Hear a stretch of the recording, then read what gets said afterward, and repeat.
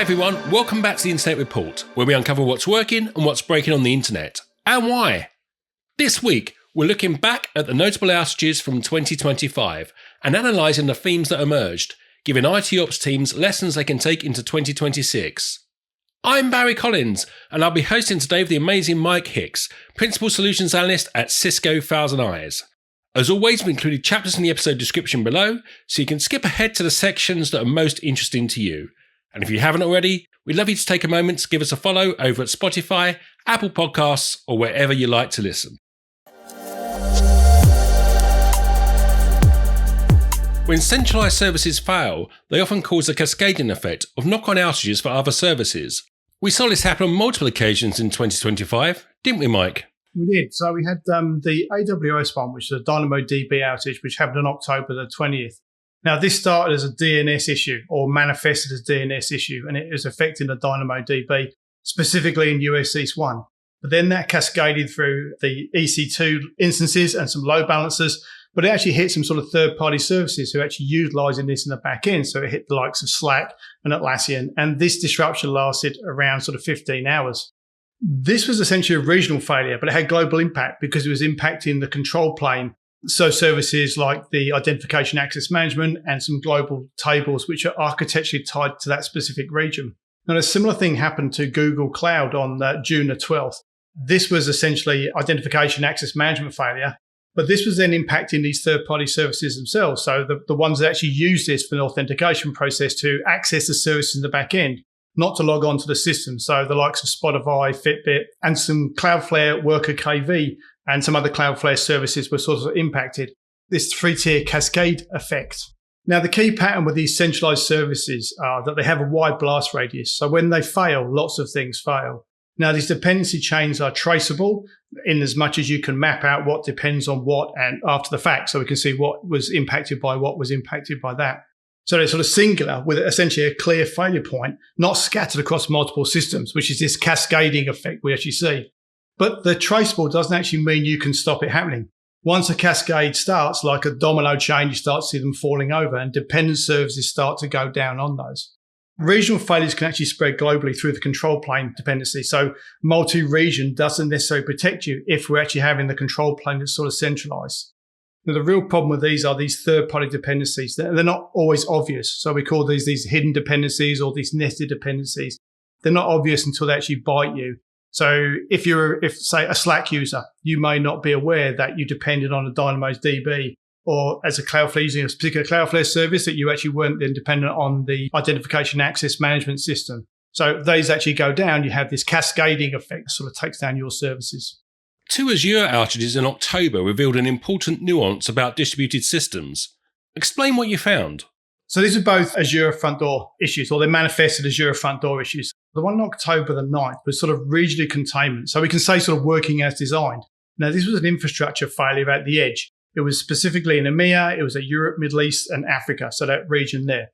In this case, a software defect caused the edge sites themselves to actually crash. And then the remaining sites that were left, the redundant ones there, got overloaded. So we started to see this degradation in terms of services specifically for that region. The other regions weren't impacted. So the Americas and other regions carried on working fine. The impact was to those users accessing through those EMEA edge locations. Now, on October 29th, we still had the Azure front door. In this case, it was actually a configuration change that actually caused the issue.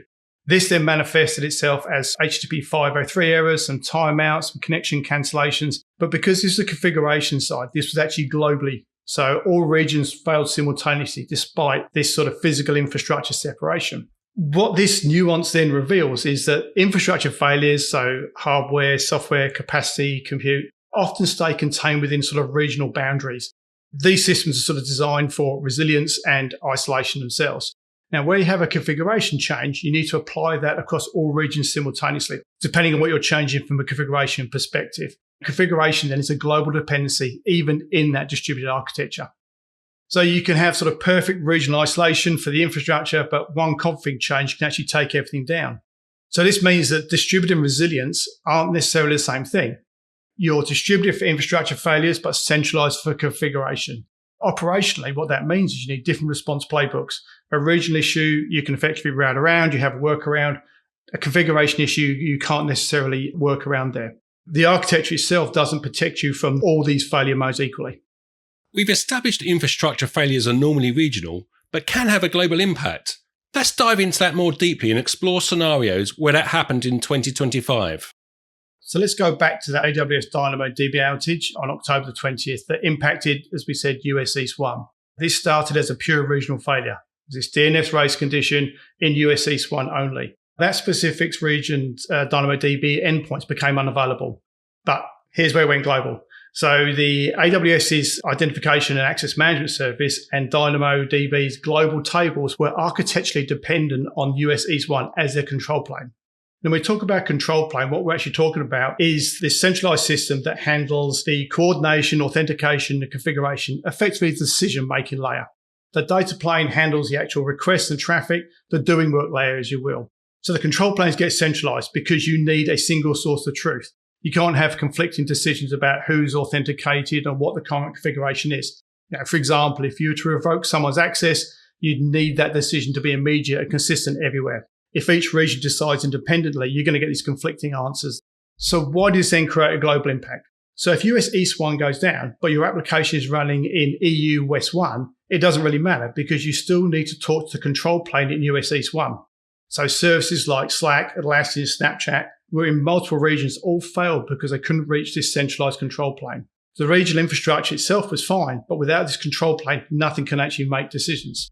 There's a trade-off to be had here. So centralized control planes create this single aggregation point where if they go down, everything can actually stop.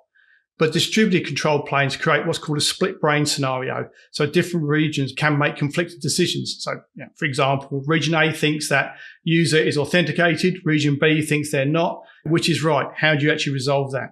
Or worse, you revoke access in one region for security reasons, but another region hasn't seen that change yet, hasn't propagated, and still grants access to that thing.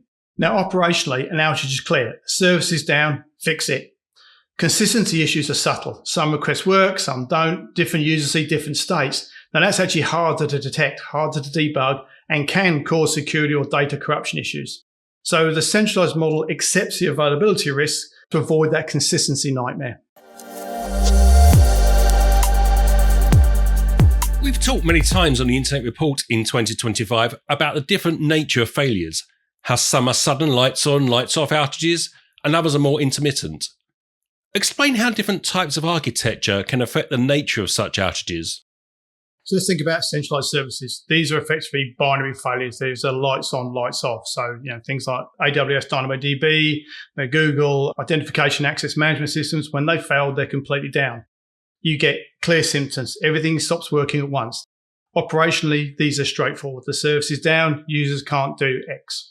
And the status page can say definitively we're experiencing an outage. A distributed edge system with staggered updates will have intermittent failures. So if we look at the Cloudflare outage of November the 18th, this was a bot management configuration file. It actually exceeded a hardcode limit and actually caused the proxy software to crash. But here's the key. The proxies refreshed their configuration on a staggered 5-minute cycle. At any moment, some proxies successfully loaded.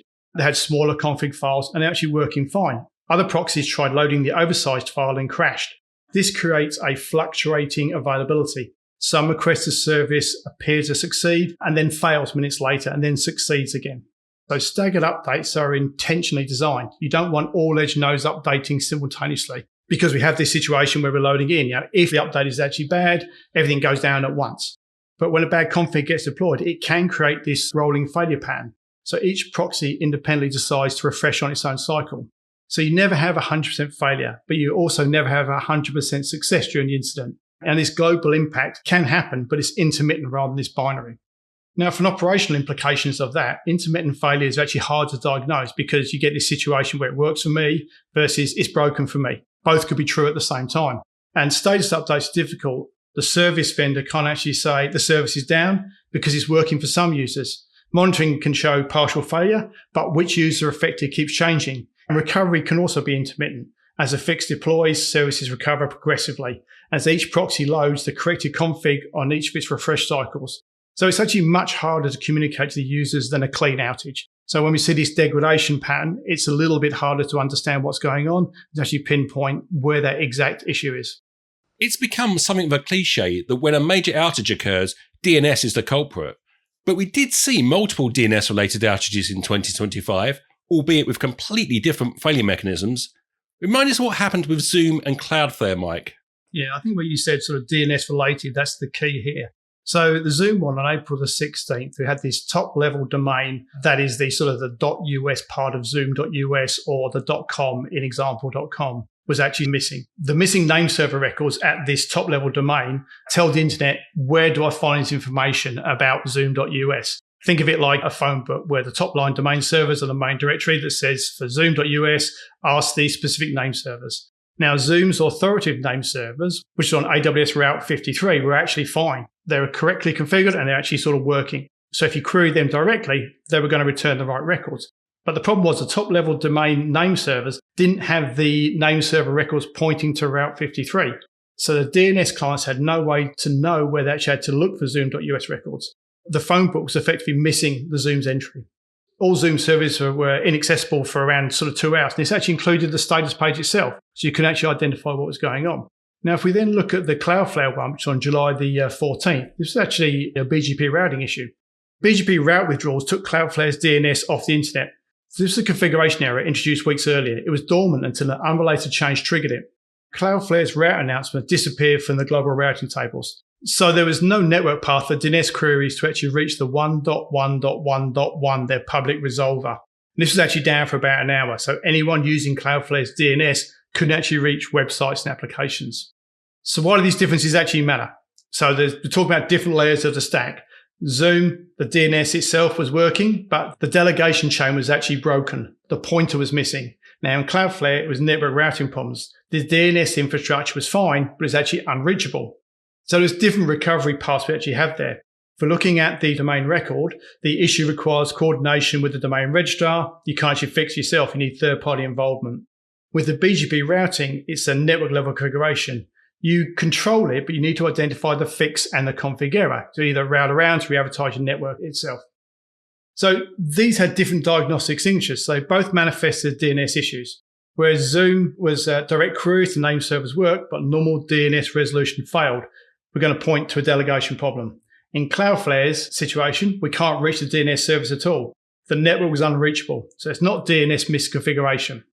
The broader point to all of this is a DNS problem is sort of very vague. It tells you almost nothing about what's actually going on. You need to actually understand sort of which layer failed, the delegation change, the authoritative servers, or network reachability, as each requires a completely different troubleshooting and different parties essentially who are responsible to actually fix it. Often the cause of a failure isn't obvious. Explain how you're able to combine signals to diagnose the cause of outages in 2025. So the problem if you look at single signals is individual symptoms can mislead you. The network looks fine, but users can't complete tasks. So where's the problem? Services return errors. Is it the network edge or is it the back end itself? What you need is combination of signals to reveal where the failure actually is. So actually look at Slack, which was an outage occurred on February the 26th.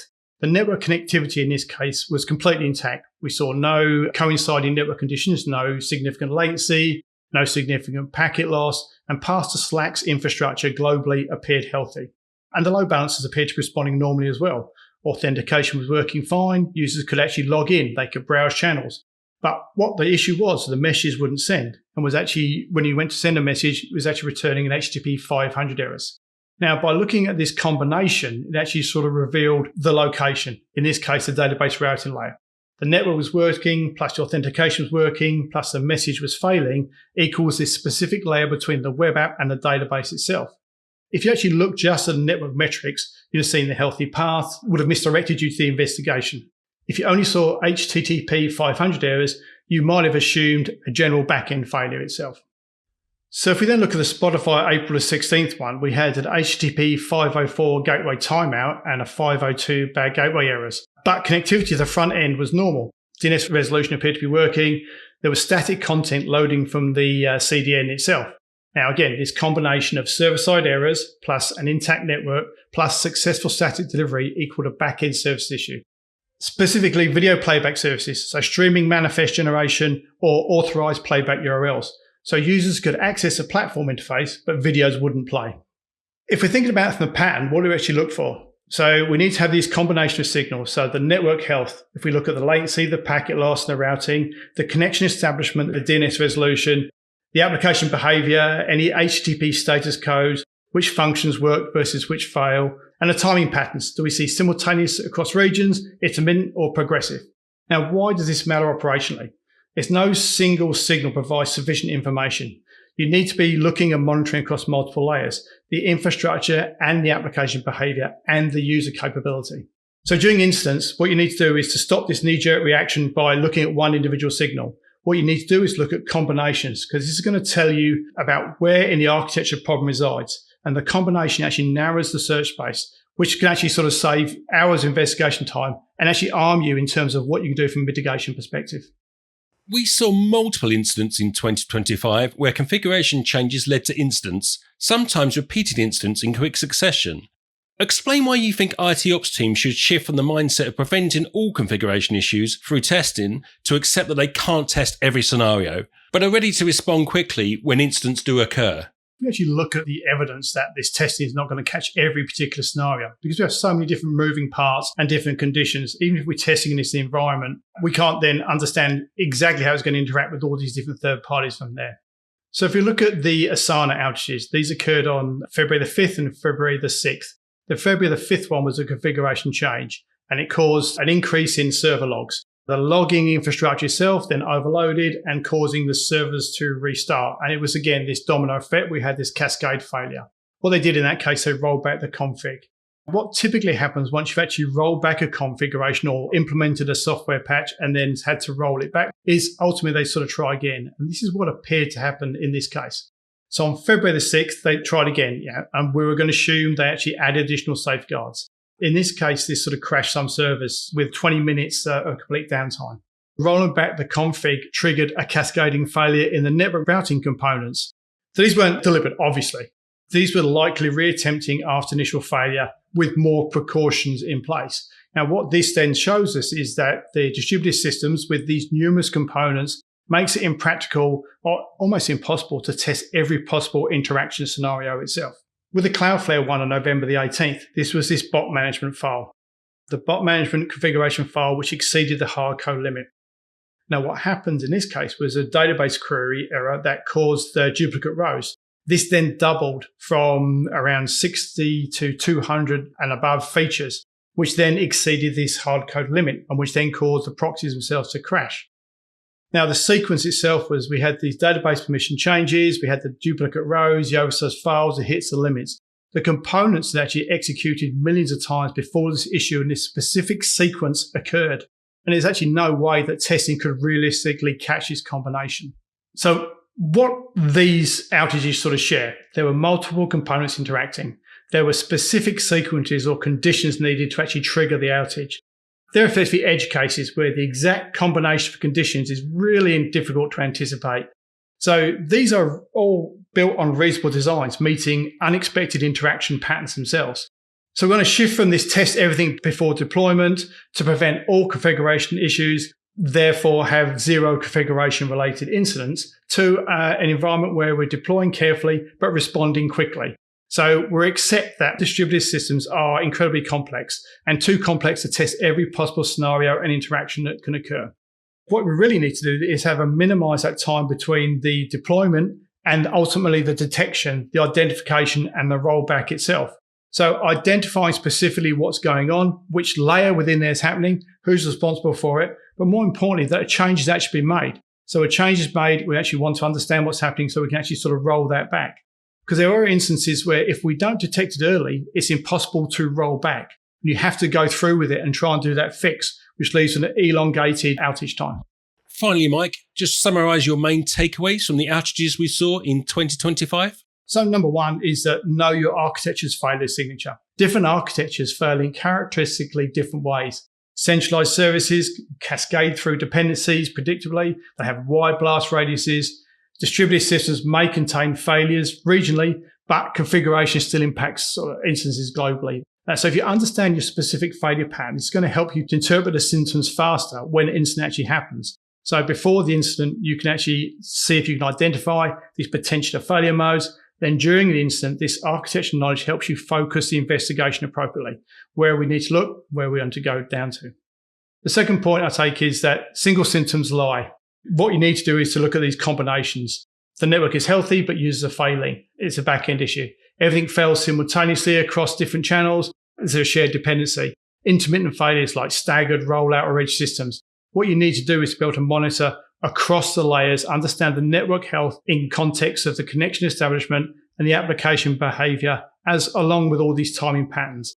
By understanding these combinations, looking at these signals, you can narrow that search space down and you can actually understand what's going on. The third one is blast radius is actually predictable if you understand the architecture. Infrastructure failures will often stay regional. Configuration changes affect all regions simultaneously, even in a distributed system. And the dependency cascades extends failures beyond those initial points. These third-tier dependencies bite you. Regional doesn't necessarily mean you're going to contain if your control planes are centralized. Understand these patterns informs mitigation planning before the incidents occur. And number 4 is configuration complexity is here to stay. If we look at distributed systems, they're too complex to even contemplate testing every possible permutation you've got there. So we need to shift the mindset from this prevent all issues through testing to be able to respond quickly when they do occur. Build these capabilities for rapid identification, identify them early so you can do fast rollback, think about things like stage rollouts, and more importantly, be able to communicate what's going on. If from a user or from your stakeholders' perspective, if they understand that there is an issue and something's happening, they're more likely to sit and wait to understand what's happening as opposed to being fed no information themselves. Ultimately, what you're trying to do is to reduce that time between the detection and the recovery. My final thought on this is that 2025 showed us that the internet infrastructure is incredibly complex. It's also relatively resilient, but there's no single architecture that's actually sort of safe. Each is going to have different failure modes and specific failure modes. And success isn't necessarily about perfect uptime. It's about resilience and business continuity. And to do that, you need to understand your risks and having the appropriate response capabilities themselves. The final thing is that patterns repeat. And if you identify the pattern, knowing them is going to help you to be ready in the future, not just from this planning perspective, but when they do occur, to be able to understand what mitigation or what process you need to put in place. And that's our show. Please give us a follow and leave us a review on your favourite podcast platform. We really appreciate it. And not only does this help ensure you're in the know when a new episode is published, it also helps us to shape the show for you. You can follow us on LinkedIn or X at ThousandEyes, or send questions and feedback to internetreport@thousandeyes.com. Until next time, goodbye.